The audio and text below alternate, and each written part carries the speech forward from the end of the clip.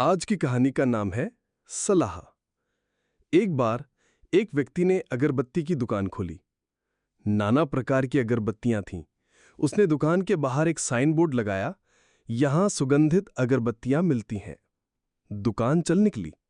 एक दिन एक ग्राहक उसके दुकान पर आया और कहा, आपने जो बोर्ड लगा रखा है उसके एक विरोधाभास है। भला अगरबत्ती सुगंधित नहीं होंगी तो क्या दुर्गंधित होंगी?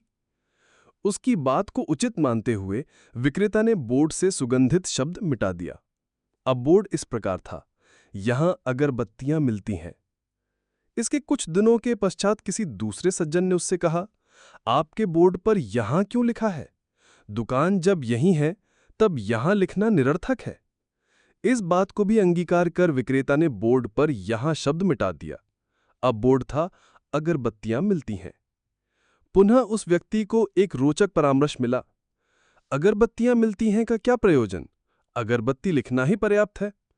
अतः वो बोर्ड केवल एक शब्द के साथ रह गया, अगरबत्ती। विडंबना देखिए, एक शिक्षक ग्राहक बनकर आए और अपना ज्ञान वमन किया। दुकान जब मात्र अगरबत्तियों की है तो इसका बोर्ड लगाने का क्या लाभ?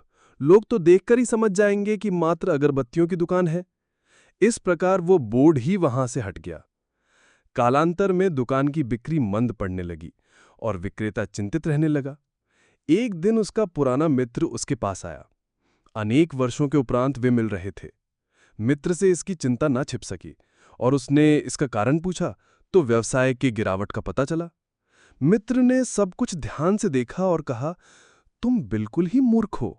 इतनी बड़ी दुकान खोल ली और बाहर एक बोर्ड नहीं लगा सकते थे, यहां सुगंधित अगरबत्तियां मिलती हैं।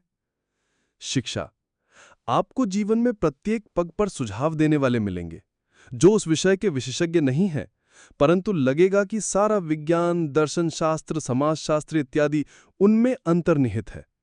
आप ऐसे व्यक्तियों की सुनेंगे या अनुपालन करेंगे तो आपकी स्थिति भी उस विक्रेता की भांति हो जाएगी। अब किसी भी विषय या निराकरण के लिए उससे संबंधित विशेषज्ञों की सुने या अपने अंतःचेतन की, क्योंकि आपको आपसे अधिक कोई नहीं जानता। ये थी आज की कहानी। उम्मीद है आपको इससे कुछ सीखने को मिला होगा। अगर कहानी पसंद आई हो तो वीडियो को लाइक करें, चैनल सीख और कहानियाँ को सब्सक्राइब करें और अगली कहानी का इंतजार करें। फिर मिलते हैं एक नई सीख और नई कहानी के साथ। धन्यवाद।